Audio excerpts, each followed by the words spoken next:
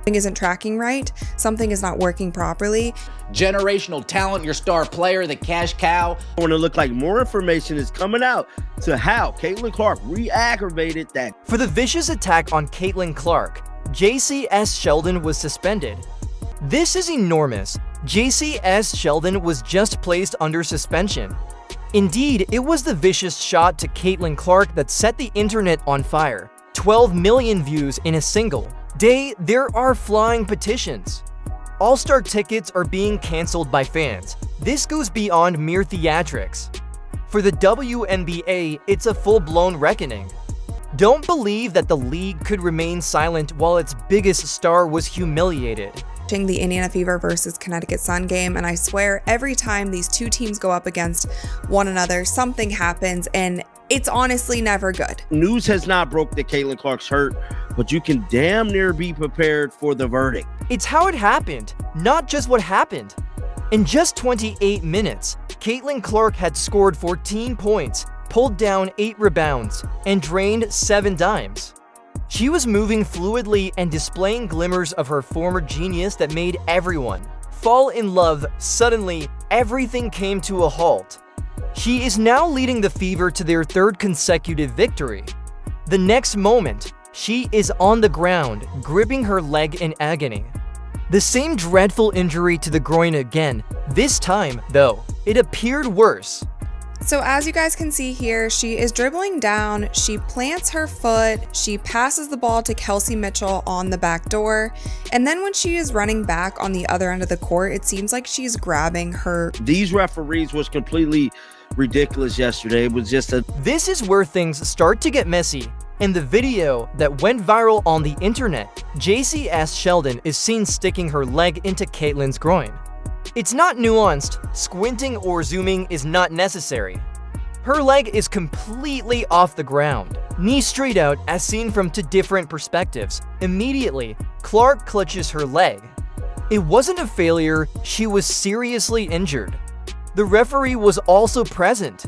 He simply stood there as if nothing had occurred. No ejection, no whistle, no call. You could just tell that something happened on. Let's not act as though this was unexpected either. This was more than just a defense against competition. This had been developing for years. Sheldon and Clark have a long history together. Heated arguments in college, eye pokes, elbows, and foul trouble. It was always intimate. Sheldon really jabbed Caitlin in the eye earlier in the season. That video is still making the rounds. We are now expected to assume that this abrupt knee to the groin is simply an act of aggression. It doesn't make sense. Every time the Indiana Fever plays the Connecticut Sun, it is a very... The entire game was physically demanding. From the very beginning, Sheldon had Clark fixated onto him. Bump after bump, body to body, it was intense. However, this last play went too far despite all of that fury. Unless you are attempting to convey a message, you do not extend your knee in that manner. And regrettably, the message was clearly understood. We are able to strike Caitlin Clark. Nobody will be able to stop us.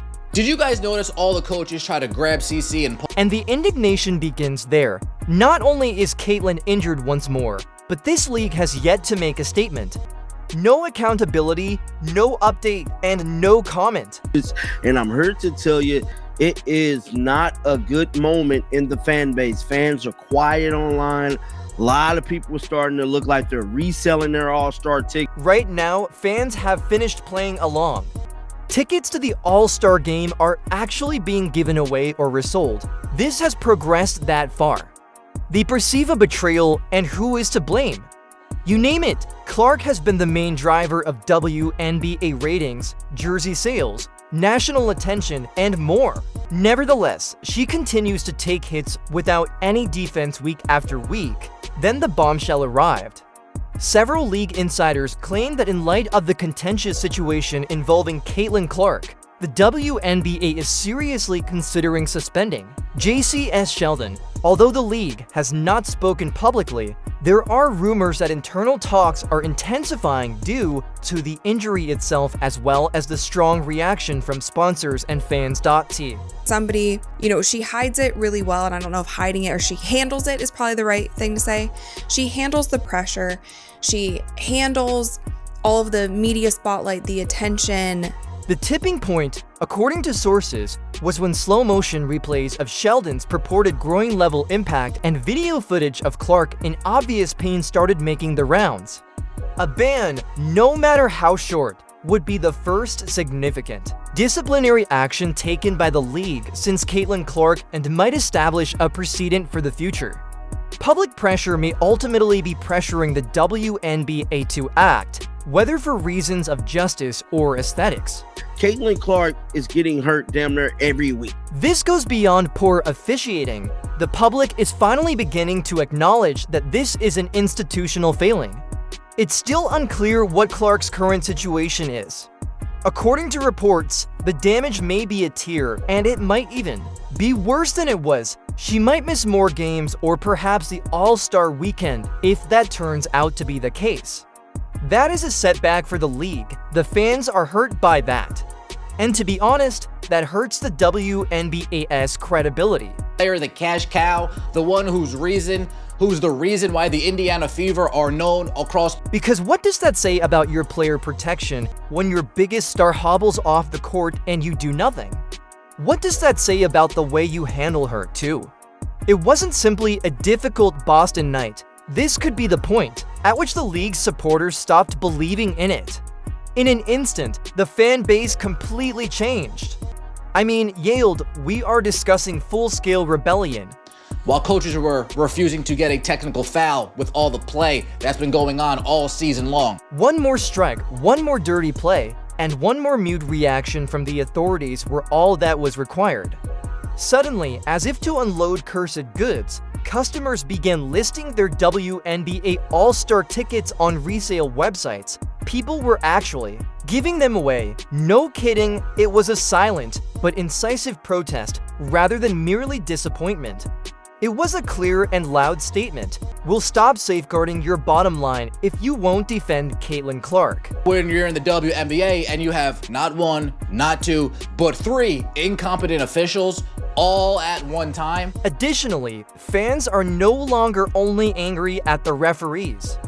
They are aiming directly at WNBA leadership and are staring skyward because this is the painful part. At the moment, Caitlin Clark is the league's greatest asset. The ratings have increased, jerseys are selling out quickly. Highlight packages are being locked in by ESPN. The attraction is her. Nevertheless, she gets bumped, injured, slapped, and whacked every week as the whistle merely looks on. Caitlin Clark visibly upset with the referee, screaming on the referee. Now, let's discuss that referee from the Jacy Sheldon play. Caitlin literally confronted him after being kneed in the groin, in addition to the fact that he was right there, like front row center stage, not even a delayed foul, no blatant, no tech, he appeared to be observing the drying of paint. The man's emotional spectrum was as limited as a paper towel. The experts came out with a bang. She is harmed every week, and nothing is being done about it. He is telling the truth. It's always her, whether it's the eye poke, the elbow to the back, or this groin injury. Additionally, the referees essentially use a no-contact filter, unless Caitlin is the one being struck. More importantly, they're holding Kathy accountable. Kathy Engelbert is the commissioner of the league. She has yet to release a statement, yet to step in to address these WNBA. Now, let's discuss that referee from the Jacy Sheldon play.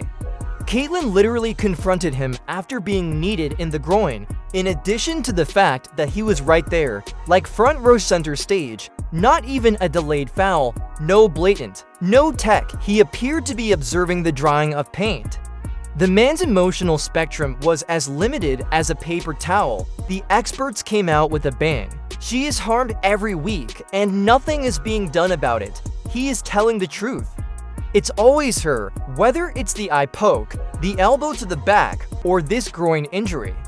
Additionally, the referees essentially use a no-contact filter, unless Caitlyn is the one being struck. Many people could be petitioning for Adam Silver to possibly step in. Yes, exactly. The moniker Adam Silver is beginning to appear in YouTube comment areas and fan threads. Crazy, huh? Fans are now saying, however, maybe the NBA will handle it if Kathy can't. A petition has also been circulated calling for Silver to intervene and fire Ann Gilbert completely. Indeed, that petition is increasing in number. You got to speak up and speak out. At this point, they don't even care if we speak out. People are wondering, is the WNBA sacrificing its biggest star to maintain balance? In light of the entire situation, to prevent the league from appearing to be dominated by one person. That is the hypothesis. Furthermore, it's not coming from trolls at random. It is being discussed on reputable websites.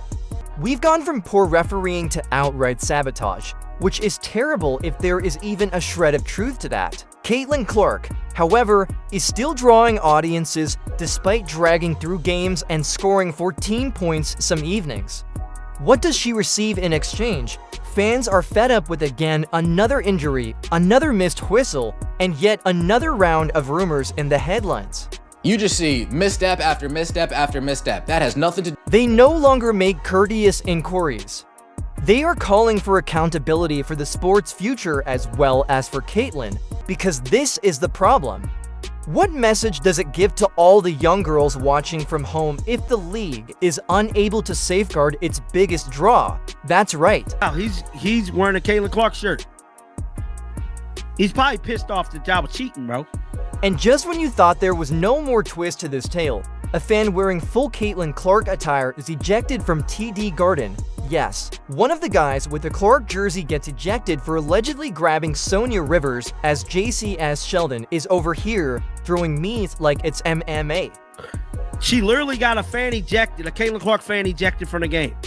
No, this coach is simply more interested in playing politics and getting along. We have all watched the clip, so wait on. It didn't appear to be violent, didn't even appear to be a conflict. It appeared as though he was clapping. If nothing else, security is on him like he just sprinted on the court, though. The next moment, online users became furious. You can continue playing if you need Clark, but if you clap too forcefully, you're out of the game. Make sense of it. No, this coach is just more concerned about playing along, playing politics. This brings us to the most difficult topic to discuss. Does Caitlin Clark have a season left to go? Look, this was more than a small adjustment. According to several sources, it might be a more severe groin tear than the one she was already experiencing. She was on the ground for that reason. She hobbled away because of this. Her teammates appeared so shaken because of this. They were aware that this wasn't just another setback. Caitlin Clark, she is your star player. She's having an injury that is jumping. It's not one that is just staying in one area. It's jumping from quad to groin and now to another. Her rhythm was returning at last. She was strong in her fourth game following her recuperation. 7 assists, 8 rebounds, and 14 points. She appeared to be herself once more than this.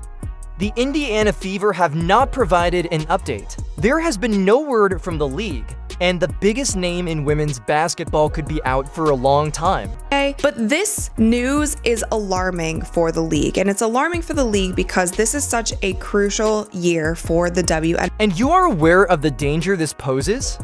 The game of the All-Stars, the time we've all been anticipating. Just having her on the show was boosting the ratings. Do you know how many WNBA jerseys are on the market at the moment? Caitlin Clark is responsible for about 60% of them. She represents this league. Even non-WNBA fans are paying attention because of her. Additionally, ticket sales, viewership, and momentum will all suffer if she is sidelined once more. They say the hype around Caitlin Clark is just hype. Like, no, she is an incredible basketball player. She does things on the court that we have not seen in the women's game. They are allowing her to be destroyed even though she is the one driving the ratings. A player cannot be the focus of your entire marketing campaign and then treated like a disposable commodity by taking damage. That is sabotage, not simply poor management. Let's discuss the elephant in the room now. What is the current status of Jacy Sheldon? At the very least, suspension, according to the supporters. Many are calling for her to be held accountable right away by the league, if not by the franchise. The injury is genuine, the timing is dubious, and the video is incriminating. It is not a hot take. On every sports highlight reel on the internet, reality is shown in slow motion. What impresses me most about her is her ability to step up in big moments. When the bright lights are on, Caitlin Clark. And there will be a nuclear backlash if the league does nothing. We are discussing the WNBA's credibility at stake. NBA crossovers, Gen Z viewers, new fans who came because of Caitlin Clark, and even those from other countries are observing how the league responds to this. And what are we doing if the conclusion is that stars are not protected here?